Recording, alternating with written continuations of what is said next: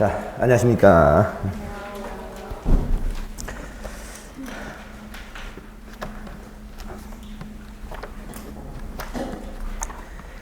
자, 지난주 어디까지 했었나요?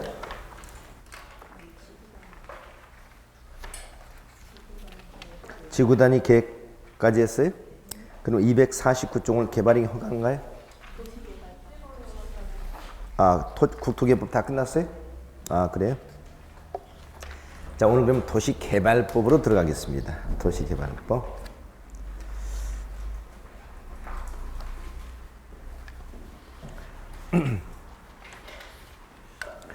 자, 지난주까지 공부했던 것이 우리가 국토계획 및 이용에 관한 법률이었고요. 오늘 이제 두 번째 법률인데, 자, 두 번째 법률 도시개발법은 주로 이 도시개발 사업, 도시개발 사업과 관련된 법률입니다. 자, 이 법에서 우리 시험에서 6문제 출제가 된다고 그랬어요. 자, 도시개발 사업이라는 건 뭐냐? 우선 도시개발 사업은 글자 그대로 하게 되면 도시를 개발하는 절차를 정하고 있는 법률이죠. 그러면 도시를 개발한다. 자, 우선 여러분 총선의 도시개발 사업 정의 한번 보겠습니다. 자, 도시개발 사업이라는 것은 도시개발구역에서 주거, 상업, 산업, 정보통신, 생태문화, 보건 등의 기능이 있는 단지나 시가지를 조성하기 위한 사업이다. 이렇게 말씀하고 있죠. 자, 도시개발 사업은 도시 앞에다가 한마디로 얘기하면 우리가 이건 신을 붙여가지고 신도시 개발 절차, 신도시 개발 절차를 정하고 있는 법이다. 이렇게 얘기하시면 됩니다. 우리는 최근에 어때요? 도시 외곽 지역에 땅을 밀어가지고 신도시를 개발하는 경우들이 많았죠. 우리나라에서 역사적으로 이제 최초 신도시가 나온 것은 1989년도에 일산, 분당, 평촌, 3번, 중동 5개 신도시를 개발한 것이 이제 서두로 해가지고 2기 신도시, 3기 신도시, 또 지방자치단체마다 다투어서 신도시를 많이 개발하고 있습니다. 이 신도시 개발을 어떻게 하느냐, 신도시 개발 절차와 관련된 법률이다 이렇게 하시면 되겠어요. 자, 그럼 앞으로 도시개발 사업이란 어떻게 정의하냐? 간단하게 도시개발 사업은 반드시 도시 개발구역 안에서 시행합니다. 도시개발구역 안에서. 그러니까 우리는 도시개발 사업을 하려면 제일 먼저 선행돼야 될 절차는 뭐다? 도시개발구역을 지정하는 거죠. 도시개발구역. 그러면 도시개발 사업은 도시개발구역 안에서 시행하는 내용은 뭐냐? 한마디로 조성사업입니다. 조성사업. 뭘 조성하느냐? 이건 각종의 단지 또는 시가지를 조성하는 사업입니다. 그래서 앞으로 우리가 도시개발 사업이 뭐냐라고 하면 어디서? 도시개발구역 안에서 시행하는 무슨 사업이다? 조성사업이다. 뭘 조성한다?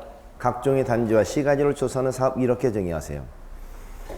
여기서 각종의 단지라는 것은 뭐냐? 주택단지, 공업단지, 산업단지, 유통단지 이와 같은 각종의 단지와 시가지를 새로 생성해내는 사업을 말한다 말이죠. 이 사업은 종전 우리가 말이죠. 토지구역정리 사업이라는 사업이 있었습니다. 이 토지구역정리 사업은 단지 도시 외곽 지역의 토지를 밀어서 택지, 토지를 갖다 구역정리하고 택지만을 조성해내는 사업이었어요. 근데 이 사업은 도시 외곽 지역의 토지를 밀어서 주택단지, 공업단지, 산업단지, 유통단지를 조성하고 새로운 시가지를 조성하는 사업이기 때문에 종전 토지구역정리 사업보다도 내용도 훨씬 더 넓고 그 다음에 사업의 내용도 다양하고 이런 복잡한 사업이 도시개발 사업이다 이렇게 말씀드릴 수 있겠습니다. 그래서 앞으로 도시개발 사업이 뭐냐 그러면 도시개발구역 안에서 시행하는 각종의 단지와 시가지를 조성하는 사업, 각종의 단지와 시가지를 조성하는 사업 이렇게 기억하시면 되겠네요. 그러면 우리가 도시개발 사업을 하면 제일 먼저 뭘 해야 된다고요? 도시개발 구역을 지정해야 됩니다. 도시개발구역. 반드시 도시개발 사업은 도시개발구역을 지정해야 되니까. 그럼 여러분 이 도시개발구역은 주로 어디에 지정할까요? 도시 외곽 지역에 지정할까요? 도심지에 지정할까요? 주로 도시의 외곽 지역에 많이 지정하죠. 도시의 외곽 지역. 왜냐? 가급적이면 건물이 없는 빈 땅을 차지해야 되고 토지 가격이 저렴한 지역을 찾아야 되기 때문에 도심지는 이미 기존의 건축물이 꽉 차 있죠. 나중에 이 사고를 하면 이 건축물을 밀어야 되고 건축물 밀어야 될 때 나중에 보상금 지급되잖아요. 그러니까 건축물이 없는 빈 땅을 찾다 보니까 도시 외곽지역. 그럼 이 지역은 주로 용도지역이 무슨 지역이 될까요? 도시지역이 될까요? 비도시 될까요? 주로 비도시지역이 많이 될 것 같아요. 비도시지역. 그리고 이 대상은 토지, 건축물 중에서 주로 두 대상은 뭐다? 대상은 주로 토지가 됩니다. 건물보다는. 그리고 이 토지는 주로 지목이 농지나 임야가 많을 거예요. 지목이 대라기보다는. 그렇죠? 왜? 도시 외곽지역에 대지가 있을 가능성이 별로 적잖아요. 그러니까 우리는 신도시를 개발할 때 비용을 최대한 절감시키기 위해서 도시 외곽지역 비도시지역을 찾아서 건축물이 없는 빈 땅을 찾아서 그것도 지목이 농지나 임야인 땅을 찾아서 사업을 많이 하게 된다는 겁니다. 그래서 그런 적에 도시개발이 많이 지원되고, 그래서 오늘 이 도시개발 사업에서 등장하게 되는 가장 큰 이해 관계자는 누가 되겠습니까? 도시개발구역 내에서 가장 큰 이해 관계를 가지는 사람 누가 된다? 누구? 당연히 누구? 토지 소유자가 되겠죠. 토지 소유자. 그래서 도시개발구역 내에서 가장 큰 주도권을 가지고 있는 이해관계자는 토지 소유자다. 오늘 도시개발법에서는 건축물 소유자는 전혀 등장하지 않습니다. 물론 도시개발구역 내에 건축물이 전혀 존재하지 않을 수는 없겠죠. 또 도시개발사업이 주로 도시 외곽지에서 이루어진다고 하지만 반드시 도시 외곽지에서만 이루어진다 이런 것도 아닙니다. 도심지에서 신도시가 개발되는 경우도 있어요. 그런데 우리 서울시에서 뉴타운 사업을 하면서 은평 뉴타운이 있죠. 은평 뉴타운 사업은 바로 이 도시개발 사업으로 진행했습니다. 그럼 은평 뉴타운은 사실 도시적이잖아요. 이런 경우도 있을 수 있기 때문에 도시개발에서 건물이 전혀 존재하지 않을 수는 없습니다만 주된 대상은 토지이기 때문에 언제나 기준을 토지에 맞춰서 이렇게 얘기하고, 동의도 건축물 소유자 동의를 별도로 받는 게 아니고 토지 소유자 동의만 도시개발법에서는 받도록 하고 있다. 이렇게 기억하세요. 자, 그러면 도시개발구역 한번 지정을 해볼까요? 먼저 도시개발구역 한번 지정을 한번 해보겠습니다. 자, 거기 그림이 나오고 있습니다. 이런 토지가 있어요.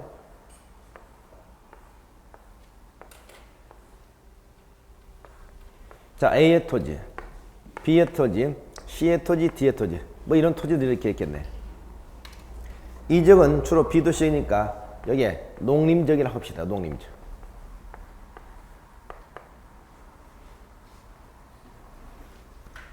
여기에 도시개발구역을 지정을 했습니다. 그러면 도시 외곽지역에 토지 구역이 엉망인 이런 땅이 있잖아요. 그러면 이 사업을 하면 여기를 도시개발구역을 지어놓고 사업을 하는 겁니다. 사업을 할 때는 어떻게 하느냐? 자, 제일 먼저 하는 사업이 뭐겠습니까? 제일 먼저 하는 사업이 일단 물론 이제 토지를 수용하는 방법도 있고 있겠습니다만 일단은 이 토지의 구획을 정리하겠죠. 구획. 그래서 제일 먼저 하는 것이 구획정리랍니다. 구획정리 이렇게.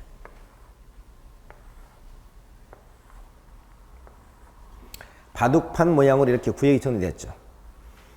그리고 구획이 정리되면 저 땅에다 뭘 하겠어요?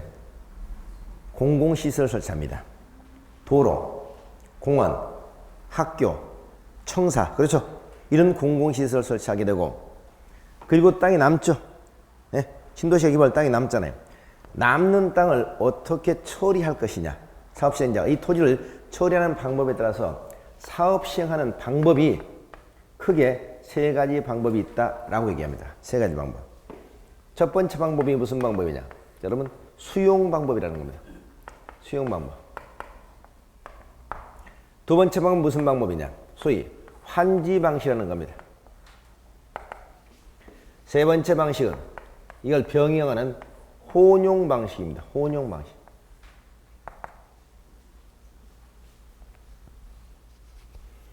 자, 수용 방식이다 하는 건 뭐냐?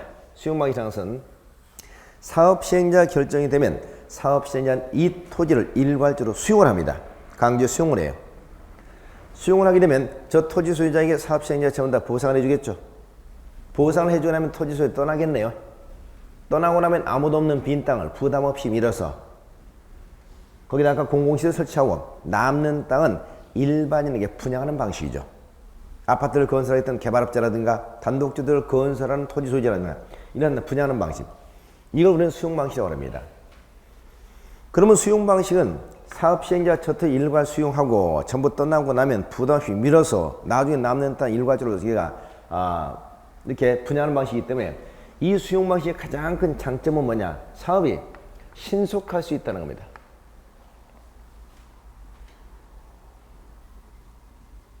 그리고 다툼의 소지가 적다는 것이 특징이에요. 왜? 토지 소유자는 이미 보상금 받고 모두 떠났죠. 떠났으니까 사업시행자가 마음대로 밀어가지고 이렇게 분양을 하면 된단 말이지. 이제 걸리는 게 없죠. 밤나라 감나라 사람이 없잖아요. 그래서 사업이 신속하고 다툼의 소집이 없다는 것이 장점입니다. 반면에 어떤 단점을 갖느냐? 단점. 첫째는 엄청난 뭐가 필요해? 손실? 보상금, 즉 자금. 엄청난 자금이 필요하겠죠. 따라서 도시개발 사업을 수용 방법으로 시행하는 경우는 엄청난 자금이 필요하다. 자금에 수급 능력이 없는 사람은 사업을 못합니다.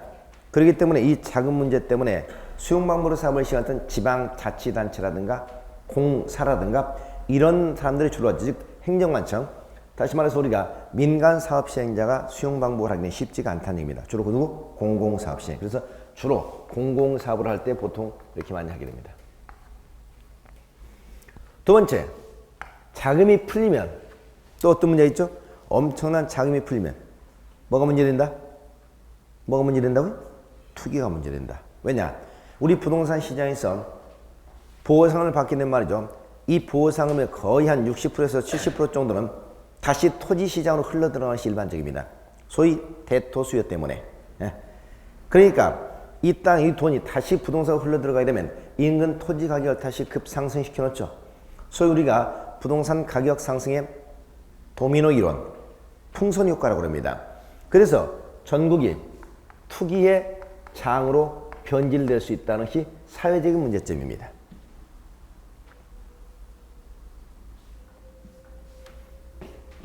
여기서 그치는 게 아니에요. 여기서 우리가 좀 더 이제 세심하게 들어가 보면, 우리가 깊게 들어가면 여기서 투기가 된다는 게, 또는 문제는 뭐냐? 투기 거기서 끝나는 게 말이죠. 돈이 많이 풀리잖아요. 돈이 많이 풀리게 되면은 주변 사람들이 어떤 현상을 갖기냐? 여기가 수용당했는데, 그러죠? 여기가 수용당했는데 옆에 있는 사람들 있죠? 옆에 이 사람들은 수용을 당해 안 당해? 안 당해요. 근데 이 농림지기 평당 2만원, 3만원 가던 땅이 나중에 보상이 뭐 70만원, 80만원 이렇게 나오거든요, 실제로. 판교 같은 경우에. 그러면 이 사람들은 이제 보상을 많이 받았어요. 그럼 이 사람 좋죠? 문제는 옆에 있는 사람들, 갑, 물, 병정. 이 사람들은 수용이 당해 안 당해? 안 당하죠. 근데 그 사람들도 갑자기 행복해집니다. 왜 행복해지는지 아세요? 이제 내 땅 평당 2만원짜리가 오늘부터 이제 뭐예요? 10만원이다. 80만원이다. 이렇게 착각을 하는 거죠. 다시 말해서 우리가 흔히 뭐라고 하면 이걸 부동산 가격, 이 소위 우리가 착시현상이라고 해요. 가격 착시현상. 남의 땅이 얼마큼 팔렸기 때문에 내 땅도 이제는 얼마다라고 이렇게 생각하는 거죠. 그러니까 가격의 착시현상이 일어난다고요. 그러면 가격의 착시현상은 어때요? 부동산을 제대로 바라보지 못하게 만든단 말이죠. 그럼 착시현상이 일어나면 거기서 끝나는 게 아니죠. 그때부터 어떻습니까? 내 땅값이 2만원에서 70만원, 80만원 올랐다 생각하니까 갑자기 뭘 하는 거야? 은행에서 가서 대출 받는 거야. 대출 받아가지고 뭐예요? 제일 먼저 자동차를 바꾸고, 그 다음에 눈사람을 왔다 갔다 하고, 그 다음에 어떻습니까?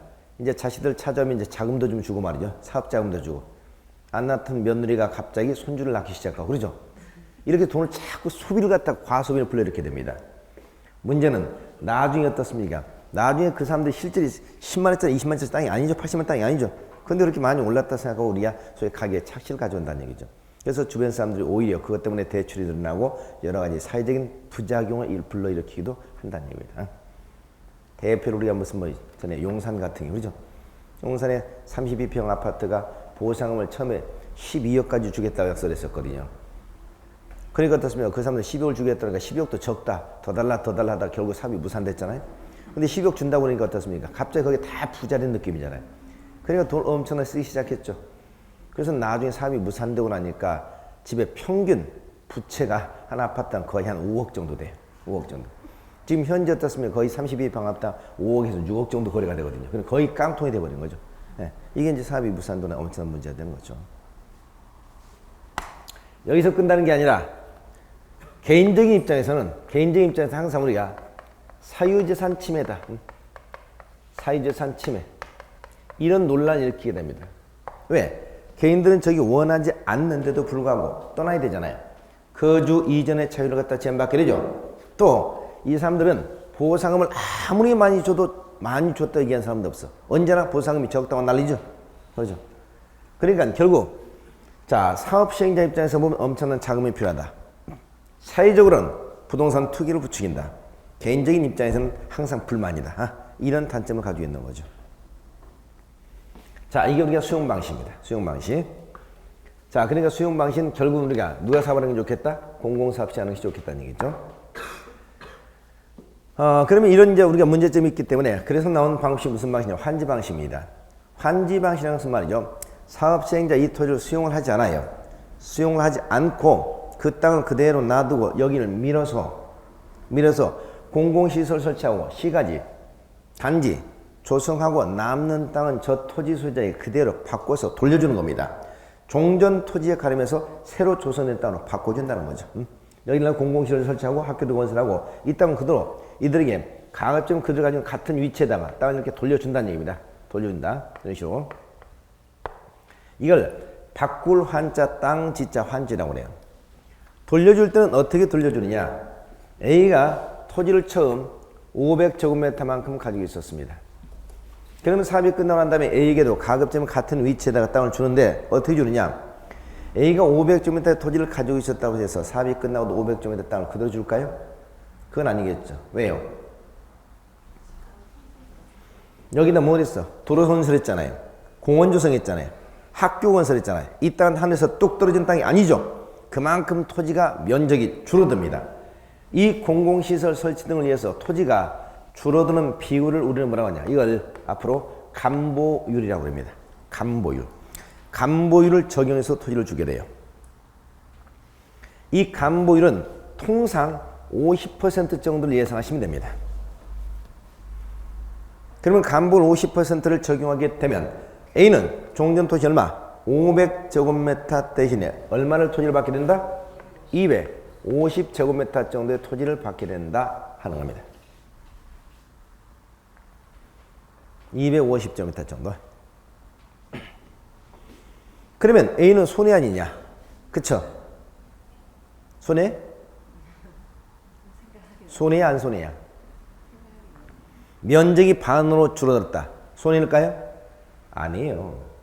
이 지역은 종전에 별로 쓸모없는 농림지역 있잖아요. 평당 2만원, 3만원 가든다고 해도 사업이 끝나고 토지 가격이 어떠서 급등하잖아요. 100만원, 200만원, 300만원, 그죠?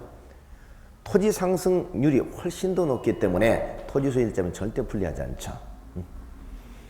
그래서 보통 우리가 이 환지 방식은 토지 소유자 입장에서는 대단히 오히려 선호합니다. 선호.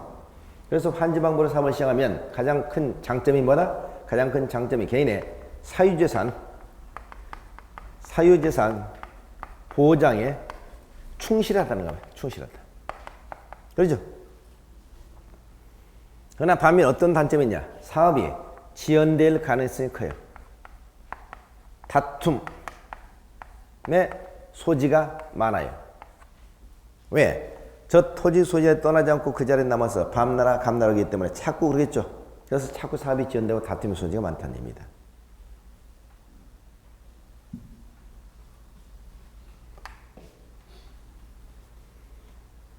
그래서 환지 방식은 주로 누가 하는 게 많냐? 민간.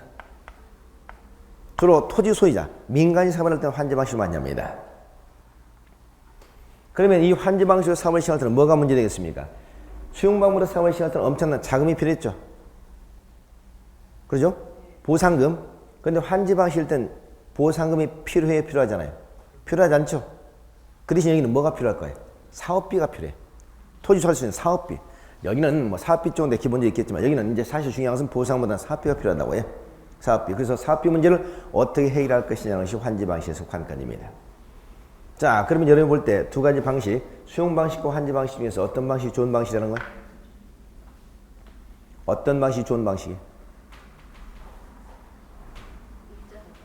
네? 입장에 따라서 다 아주 좋은 얘기예요. 모든 문제는 누구 관점에서 보느냐에 따라 달라집니다. 너의 관점과 나의 관점은 언제나 다르죠? 너의 행복은 나의 불행이요. 그렇죠? 너의 불행은 나의 행복일 수 있잖아요. 그러니까 항상 누구의 관점에서 보냐에 따라서 문제는 달라집니다. 사업 시행자 관점에서 보면 무슨 방식이? 수용 방식이 좋은 것이고, 토지 소유자 관점에서 보면 무슨 방식? 환지 방식이 좋은 거라는 얘기입니다. 그래서 어디가 신도시가 개발되고 사업 시행자 결정이 되고 나면은 항상 그 현장에 가보게 되면 그 현장에는 언제나 플랜카드가 나붙깁니다. 어떤 플랜카드? 거기 가면 목숨을 걸고 결사 반대, 투쟁 이런 플랜카드를 계속 나붙게 돼요. 왜 목숨을 걸죠 그들은? 그들은 사업하지 말자는 얘기죠. 네. 사업을 하지 말자는 얘기 뭐야? 수용방법으로 사업을 하지 말자는 얘기죠. 환지해달라는 얘기잖아요. 사업 시행이 안 된다. 신속하게 밀어붙이자. 수용방법으로 하자. 이 사업 시행 방식을 놓고 많이 다투게 됩니다. 물론 토지 소유자 입장에서는 사업을 시행하지 말라는 얘기가 그 진정한 의미가 아니죠. 사업을 안 하겠다는 그 사람들도 발목 잡잖아요. 그 사람은 사실은 보상을 더 달라든가 이런 방법을 가지고 사실 이렇게 하는 겁니다. 이렇게 해서 서로 다투고 싸우고 하다 보면 사업 시행자하고 토지 소유자가 절충안을 제시해서 일부는 수용하고 일부는 환자한 이런 절충안, 이런 방법으로 사업을 시행하기도 한다는 얘기입니다. 이게 바로 혼용 방법입니다. 혼용 방식. 그래서 도시개발사업은 크게 수용 방식, 환지 방식, 혼용 방식 세 가지 방식이 있습니다. 시행자 관점에서 보면 뭐가 좋다? 수용 방식. 토지 소유자 관점에서는 환지 방식이 좋다. 그러나 수용 방식의 최대 장점은 뭐다? 신속. 수용 방식은 주로 누가 한다? 행정관청. 공공사업을 할 땐 수용 방식을 한다. 그러면 우리나라는 아까 우리가 1기 신도시 1989년 노태우 당시에 1기 신도시 5개가 개발됐는데 그 이후로도 계속 신도시가 개발됐죠. 우리나라에서 지금 현재 신도시가 개발되는 주된 이유는 뭡니까? 급등하는 주택 가격, 아파트 가격 문제를 어떻게 해결할 것인가, 이것 때문이었죠. 그러니까 항상 어떻습니까? 우리는 가장 강조하는 게 뭐예요? 신속성이죠. 신속성. 그래서 우리는 여러 가지 부작용이 있었음에도 불구하고 신도시 개발은 거의 지금까지 수용 방식으로 많이 해왔던 겁니다. 수용 방식. 그러다 보니까 이제 사업이 신속하게 이루어질 수 있었죠. 신도시 하나 개발하는데 얼마 걸리겠어요? 시간이. 최소한 신도시 하나 개발하는데 10년 이상씩 걸립니다. 10년 이상. 근데 89년도에 신도시 5개를 발표하고 96년도까지 무려 7년 동안에 5개 신도시를 다 끝내버렸어요. 세계 역사 어디든 기네스북에 올라갈 기록입니다. 실제로. 이게 우리나라의 장점이야. 우리나라 사람들 잘하는 건 참 신속한 거 잘하잖아요. 그죠? 국제선 항공기를 타면은 이 사람이 한국 사람인가 한국 사람이 아닌지 제일 먼저 아는 방법 아세요? 벌떡 일어나는 거. 도착하자마자 저하고 오늘 말이 잘 통하네요. 도착 10분 전입니다. 도착 10분 전입니다. 그러면 제일 먼저 짐 가지고 벌떡 일어나고 일어나는 사람들 전부 다 한국 사람들이라고 그래. 안 봐도 그렇죠. 근데 그런 거 같죠? 성격이 굉장히 급하다는 얘기지. 참을성이 좀 적다는 얘기입니다. 좀 느긋한 게 필요한데. 자, 그래서 도시개발 사업은 이런 세 가지 방식이 있더라는 겁니다. 이게 이제 도시개발 사업의 개요입니다. 도시개발 사업의 개요. 자, 그리고 이렇게 해가지고 사업이 되잖아요. 사업이 끝나고 나면은 여기는 뭘로 바뀌어 이제? 여기는 어느덧 도심지로 바뀌죠. 도심지로 바뀌게 됩니다. 그렇죠? 그럼 여기는 이제 뭐가 되는 거예요? 도시적이 되는 거예요. 그렇죠? 그 여기는 토지만 있을까요? 토지도 있고 뭐도 있어. 이제는 건물도 있게 되죠. 그리고 이 토지는 이제 지목이 주로 뭘로 바뀌어? 이렇게 바뀌는 겁니다. 이렇게 바뀌어 신도시가 개발됐는데 이 신도시가 또 시간이 지나고 10년 지나고 20년 지나고 30년 지나니까 이게 뭐가 돼? 노후화가 되죠. 노후화가 되면 저 도시를 다시 한번 밀어버리자. 그렇죠? 저기 뭐 건물 몇 개만 다시 고쳐야 되는 게 아니잖아요.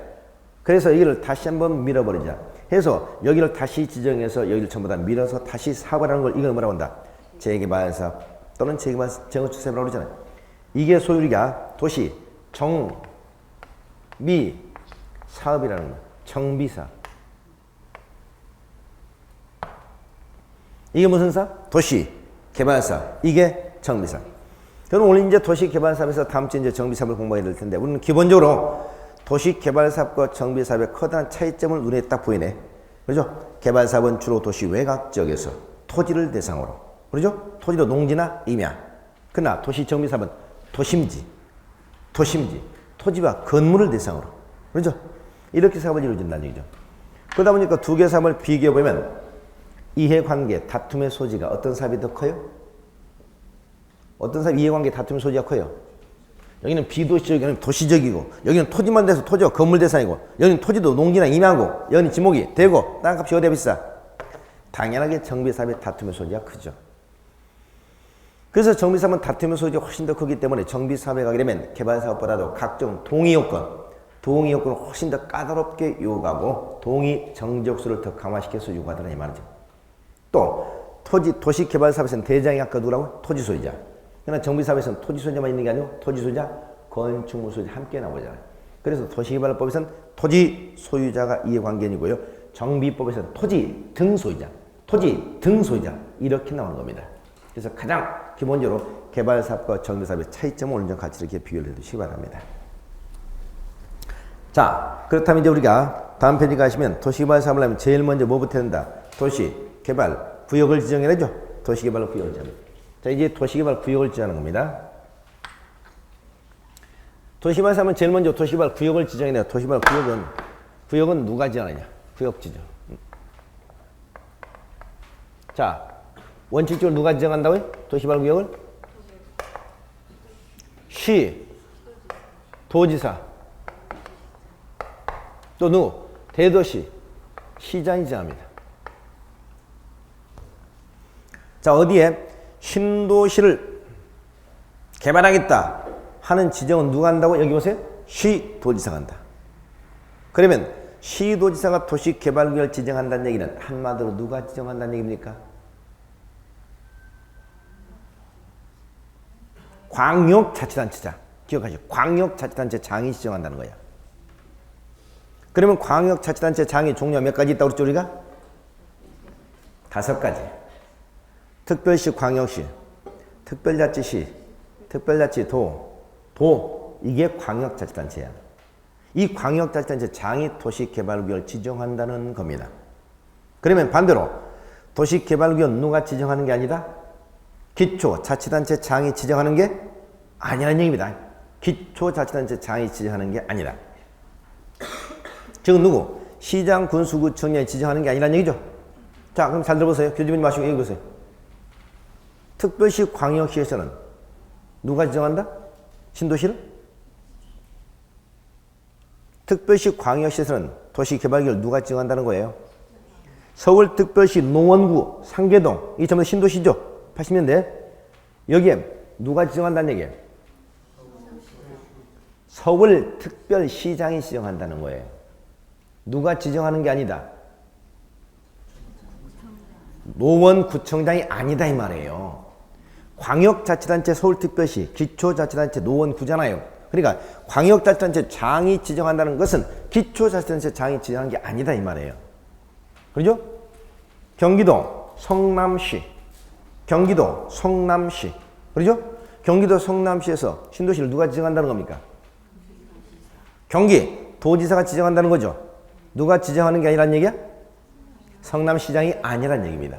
그렇죠? 그러나 세종시에서는 누가? 세종시장이. 제주도에서는 누가? 제주도지사 지정한다는 얘기지. 왜? 거기는 기초자치단체장이 아예 없으니까. 그래서 지정은 시도지사가 한다는 얘기입니다. 그렇죠? 그런데 자, 아까 경기도 성남시에서 누가 지정한다고요? 경기도지사 지정한다고 그랬죠? 그런데 여기 보니까 누가 들어가 있어? 대도시장이 들어가 있네. 그럼 원래 도에서는 도지사가 지정해야 되는데 단 그 시가 인구가 50만이 넘을 때는 그 시장도 직접 지정할 수가 있다는 겁니다. 그러면 성남시 인구 50만 넘죠? 고양시, 용인시, 수원시 이런 시들은 인구가 전부 다 50만이 넘습니다. 그럼 이 대도시 시장은 지정할 수가 있다는 겁니다. 그래서 성남시에서는 성남시장이 지정할 수가 있다는 거죠. 아셨죠? 그래서 원래는 도시개발구역 광역자치단체장 시도지사 지정합니다만 기초자치단체장이라 하더라도 인구 50만이 넘는 시장은 지정할 수도 있다 하는 겁니다.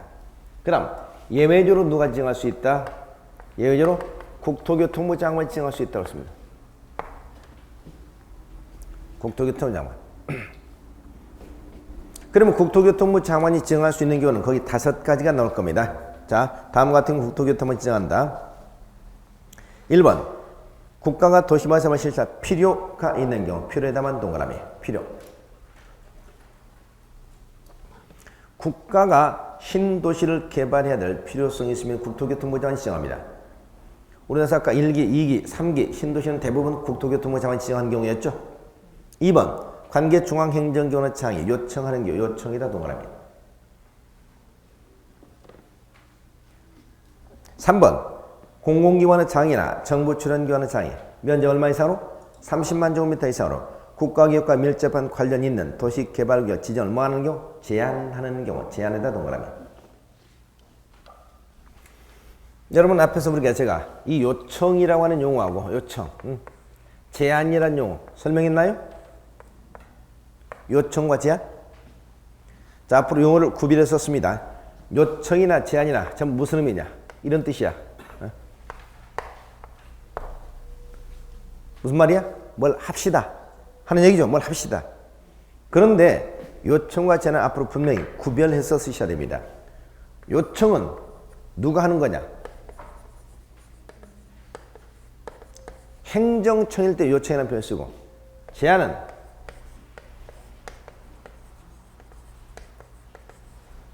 비행정청일 때 제한 이런 표현을 씁니다. 그러면 행정관청 누구? 시장군수가, 시도지사가, 관계중앙행정기관의 장 이런 행정관청은 요청이라는 표현을 써요. 그러나 행정관청이 아니면 나머지 전부 다 제한이라는 표현을 씁니다. 됐나요? 자, 여러분이 저에게 뭐라고 한다? 이따 저하고 커피 한잔 하시죠. 요청이야 제한이야? 제한이죠. 제한이야. 한국토지주택공사가 뭐뭐 합시다. 요청이야 제한이야? 한국토지주택공사가 행정관청이야? 행정관청 아니잖아요. 제한이지.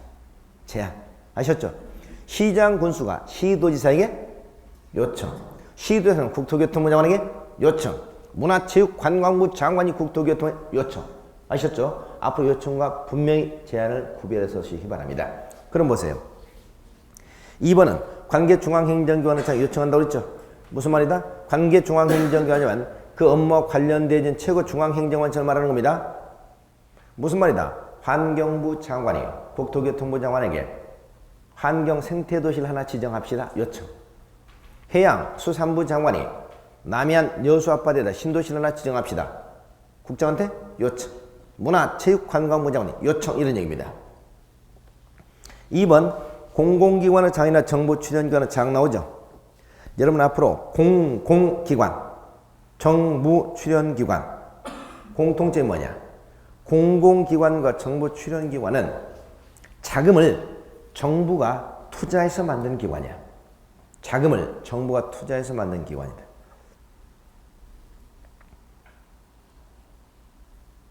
반면에 여러분 지방공사라는 얘기를 하면 지방자치단체가 자금을 투자해서 만든 기관입니다.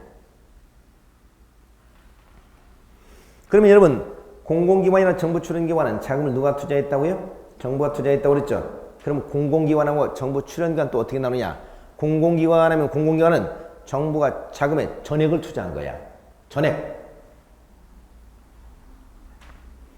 반면에 정부 출연기관은 정부가 자금의 일부를 투자한 거야. 그러면 공공의 특징은 뭐냐? 정부가 자금을 전액 투자한 것은 보통 앞에 뭐가 들어가냐? 한국이 들어가요. 여러분 앞으로 한국이 들어가면 좋은 거죠? 한국 좋은 거잖아 이제. 그렇죠? 한국이랑 브랜드가. 자 보세요.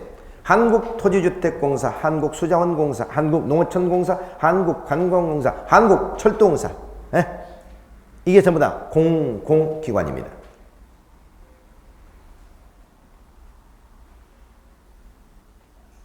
한국토지주택공사 하나 정도만 기억하세요. 한국토지주택공사. 한국토지주택공사는 뭐하고 뭐가 합쳐진 거죠? 전에 토지공사하고 주택공사 묶어진 것이 한국토지주택공사입니다. 그 다음에 정부 출연기관 있죠? 정부 출연기관, 정부가 자금의 일부를 투자했다고 그랬죠? 예를 들면 이런 거야. 자, 여러분, 제주 국제자유도시개발센터. 제주 국제자유도시개발센터라는 게 있습니다. 이건 국가하고 제주도 공동 투자한 거야. 또 여러분, 한국철도시설공단이라는 게 있어요. 한국철도시설공단.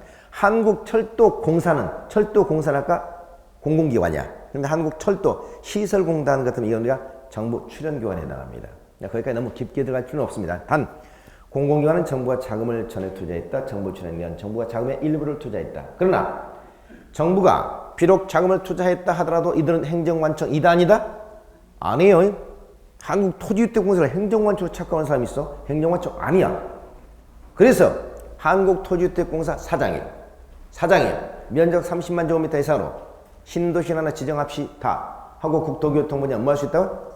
제한입니다. 일단 제한이라는 표현 쓰는 거예요. 제한. 네 번째, 둘 이상의 시도나 대도시 행정구에 걸쳐 있고 시도사 대도시장이 협의가 성립하지 않은 경우가 나와 있죠? 무슨 말이다? 자, 아까 시도사 대도시장이 지정하는데 둘 이상 시도에 걸쳐 있어. 무슨 말이냐? 서울특별시하고 성남시, 경계, 신도시를 지정한단 말이죠. 서울특별시와 성남시, 경계. 그러면 지정권자 누굽니까? 서울특별시장도 되고 성남시장도 되잖아요.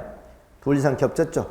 이때는 서울특별시장과 성남시장이 협의해서 도시개발구역을 내가 지정한다, 네가 지정한다 이렇게 결정을 하거든요. 근데 서로 협의가 안 돼. 서로 하겠다는 거야. 이때는 누가? 비껴라. 국장이 직접 지정한다는 겁니다. 둘 이상 시도나 대도시에 걸쳐 있고 협의가 이루어지지 않은 경우. 마지막 다섯 번째, 긴급이죠. 천재지변은 긴급한 사유가 필요한 경우죠. 긴급입니다. 예컨대 갑자기 어떻습니까? 응? 뭐 일본에서 대지진이 일어났다. 그래서 인구가 엄청나게 부산 쪽으로 밀려 들어온다. 그러니까 부산광역시는 갑자기 신도시를 신속하게 개발했다. 이런 경우. 응? 자, 그렇다면 국토교통부 장관이 지정할 수 있는 경우 다섯 가지는 키포인트만 기억하겠습니다. 1번 필요, 2번 요청, 3번 제한, 4번 협의, 5번 긴급. 이 다섯 가지 경우는 국토교통부에 지정할 수도 있다. 이렇게 얘기하세요. 그렇다면 우리나라에서 신도시 지정권은 원칙적으로 시도사 대도시 시장이 하고 예외적으로 국장이 지정하는 경우도 있다. 이렇게 이해하시됩니다. 단 요즘에는 어떻습니까? 지방자치단체별로 시도사 대도시장이 신도시를 많이 개발하죠. 그죠? 그러나 사실상 어떻습니까? 파급력은 어떤 부동산 투기를 조장한다. 파급력은 국토교통부 장관이 지정했을 때는 파급력이 대단히 크죠. 그러나 시도사 대도시장이 지정했을 때는 이걸 지정을 해놓고 사업이 제대로 시행이 되는 건지 믿업지 못한 경우들이 많아요. 응? 뭐 대표로 경기도지사 같은 경우는 선거 때만 되면 어떻습니까? 뭐 신도시를 20개를 하겠다 막 이렇게 발표하잖아요. 그렇죠? 그리고 제대로 되는 경우는 별로 그렇게 많지 않아요. 응? 자, 그래서 지정권이 시도사 대도시장 국장이다. 이렇게 기억하시면 되겠습니다. 자, 이렇게 해서 도시개발구역이 지정이 됐습니다. 도시개발 지정. 자, 그러면 하나만 더 보시죠. 여기 지금 도시개발구역이 지정되면 말이죠. 어떤 법적 효과가 나오느냐? 어떤 법적 효과가 나오느냐? 여기가 무슨 지역이었어요? 농림지역이었죠. 근데 도시개발구역이 지정되는 순간 자동적으로 두 가지가 간주가 됩니다. 두 가지가 간주돼. 뭐가 간주되냐? 첫째, 자동적으로 이전 앞으로 뭘로 바뀐다? 그러겠죠? 사실 여러분 이론적으로 한다면 원래 농림지역 개발할 수 있어 없어? 앞에 농림지역 개발이 안 된다고 그랬잖아요. 그러니까 개발하려면 개발이 가능한 용도지를 바꿔야 되죠. 무슨 지로? 도시지로. 그럼 농림지역을 도시지로 용도 변경해 놓고 여기다 신도시를 지정했어야 돼. 근데 농림지역을 도시지로 용도 변경하는 데만 시간이 최소한 6개월 이상 걸려요. 시간이 너무 많이 걸리잖아요. 그러니까 용도 변경하지 않은 상태에서 직접 여기다가 도시개발구역 지정해버렸다는 겁니다. 그리고 도시개발구역 지정하는 순간 어차피 여기는 신도시가 되는 것이기 때문에 자동적으로 뭘로 바뀐다? 도시적으로 결정시가 간주돼 버립니다. 그러면 농림지역을 도시적으로 용도 변경하는 데 들어간 6개월 이상의 시간을 단축시킬 수 있다는 의미죠. 또 하나, 신도시가 개발되면 가장 중요한 게 뭡니까? 그 신도시는 체계적 개발이 필요하죠. 자생적으로 처음부터 발생하는 도시야 인간들의 어떤 손을 댄다는 게 쉽지 않지만 인위적으로 새로운 도시를 만들어내잖아요. 만들어낼 때는 어떻습니까? 거기다가 이왕이면 상세한 계획을 수립해놓고 상세한 계획에 맞춰서 체계적으로 개발하는 게 바람직하겠죠. 이때 우리는 거기다 뭘 지정한다? 지구단위 계획을 지정한다고 그랬잖아요. 지구단위 계획. 그러죠?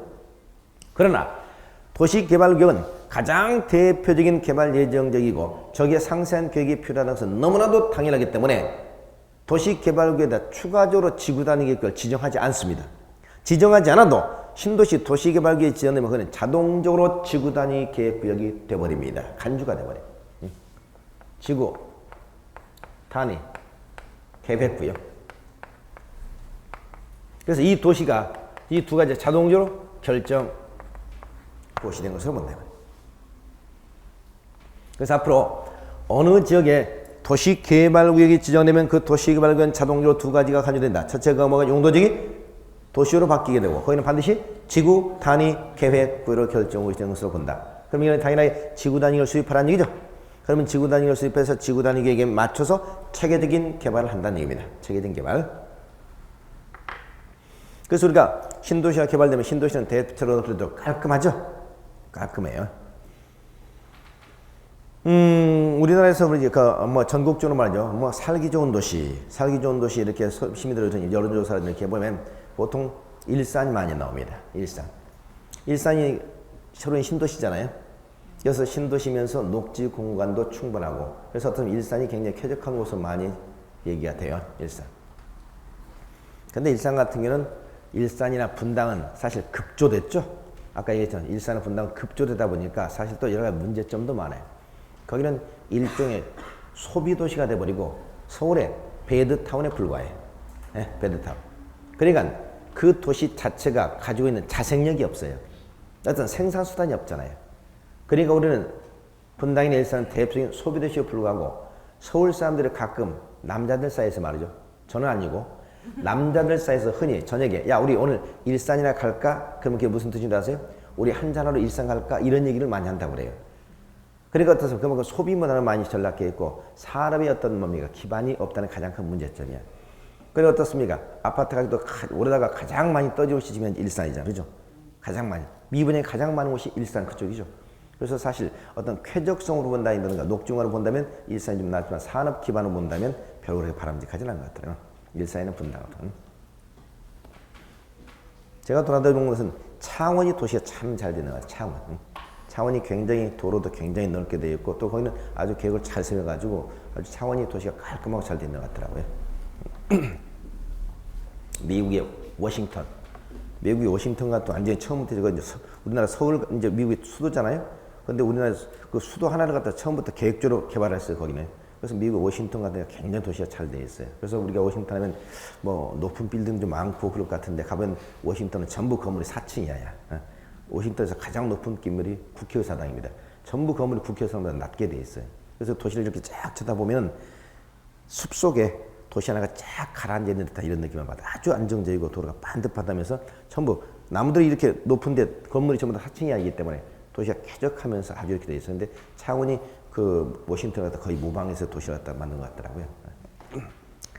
자, 이렇게 해서 도시마을 지정의 효과 살펴봤습니다. 그 다음에 나오는 것이 이제 거기 이번에 개발계획 수립이라는 얘기 나오는데 개발계획 수립. 자, 이건 뭐냐?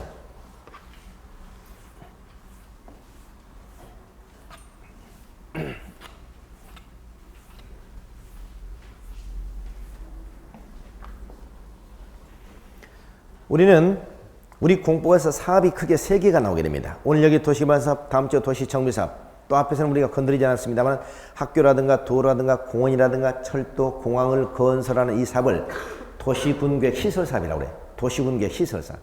그럼 우리 공법에서 도시군계획 시설사업, 여기 도시개발사업, 도시정비사업 이렇게 크게 사업이 3개 나오게 되고 좀 더 확대한다면 뭐 주택건설사업, 주택법, 또 우리가 건축법에서 건축절차까지 이렇게 사업이 한 4개, 5개 나오게 됩니다. 사업이 나올 때마다 항상 우리는 신경을 써야 되는 게 뭐냐? 사업의 절차입니다. 사업의 절차. 특히 여러분 이제 중개업을 하게 되고 나중에 부동산 투자를 이렇게 하다 보면 우리가 도시개발구역에서 정비구역에서 여러분이 직접 투자를 하거나 그 안에서 여러분이 사업을 할 때는 중개업을 할 때는 어떤 사람이 여기다 투자를 하겠다. 여기 재개발 중에다 투자를 하겠다 할 때 보통 여러분이 뭘 물으냐? 이거 평당 얼마 갑니까? 또 이렇게 물어볼 겁니다. 그런데 사업을 시행하는 과정에서 재개발, 재건축은 사업을 시행하는 과정에서도 절대 물어봐서는 안 되는 게 평당 얼마 합니까? 이것도 마찬가지입니다. 우리가 지난번에 제가 땅을 사고 팔 때 평당 가격 물어보지 말라고 그랬죠? 왜냐? 사업은 10년 이상 장기간에 걸쳐서 진행되는 사업이고 사업의 초기 단계일수록 리스크가 크기 때문에 지분값은 떨어져요. 사업이 후반전으로 갈수록 리스크는 작아지기 때문에 그만큼 어때요? 투자 비용은 많아지는 겁니다. 그러니까 후반기로 갈수록 가격이 쫙 올라가고 전반기에는 가격이 낮죠. 그러면 우리가 정상적으로 이걸 알고 있다면 항상 물어볼 때 뭘 물어봐야 돼? 지금 사업이 어떤 단계에 있습니까? 구역만 지정된 상태입니까? 조합 설립이 됐습니까? 사업 시행가 떨어졌습니까? 이렇게 물어봐야 정당한 것인데 이걸 물어보면 자꾸 대뜸 평당 얼마 갑니까? 이렇게 물어본단 말이죠. 그럼 여기는 사업이 이만큼 진행됐고 여기는 초기 단계인데 무조건 싼 거 사겠다는 거잖아요. 그렇죠? 그래서 항상 우리가 이런 사업에 있어서도 항상 평당 얼마냐 이걸 물어본 상대방한테 사기당하는 거예요. 그러면 항상 어떤 사업에서 가장 중요한 사업의 단계, 전반적인 단계를 기억하고 있는데 이 단계가 상대방이 어떤 단계입니까? 아, 지금 조합 설립이 끝났습니다. 이렇게 얘기를 했어요. 그럼 조합 설립이 끝났습니다. 라고 얘기하면 상대방은 알아야 되죠. 아하, 조합 설립이 됐다는 것은 지금 여기까지 진행됐고 다음에는 사업체 인가 관리 이렇게 나와. 이 단계를 알아야 되는데 조합체 인가 떨어졌습니다 하고 앞뒤를 또 몰라버리면 아무 소용이 없잖아. 그죠? 그러니까 우리는 이 사업의 절차를 잘 기억하셔야 됩니다. 사업의 절차. 그래서 항상 어떤 사업이 나면 그 사업의 전체는 절차를 머릿속에 기억하시기 관건이다. 투자를 하는 데 있어서나 주기발하는 데 있어서 항상 절차를 기억하는데 이 절차를 기억하는 게 쉽지 않아요. 왜? 아까 뒤에 가면 이제 재개발 재건축 사업 같은 경우는 사업이 굉장히 복잡하거든요. 그래서 사업의 절차를 기억하는 게 쉽지 않은데 이때 사업의 절차를 기억하는 데서 가장 좋은 방법이 그 사업에서 등장하는 계획을 기억하시면 됩니다. 그러면 사업을 시간을 기간 맞춰서 계획이 한 3개 또는 4개 이렇게 사업 계획이 나와. 그 계획을 기억하면 이 계획이 뼈대야. 계획이 뼈대. 그러면 계획을 기억하고 계획의 중간중간에 다른 단계를 끼워내면 사업의 절차 머릿속에 딱 들어온다고. 그래서 어떤 사업이든 간에 사업이나 항상 그 사업에서 등장한 계획을 머릿속에서 딱 기억해라. 그러면 사업의 절차 잡힌다는 겁니다. 그래서 이제 제일 먼저 나오는 계획이 개발 계획이죠. 개발. 자, 잠시 쉬었다 교수 진행하겠습니다.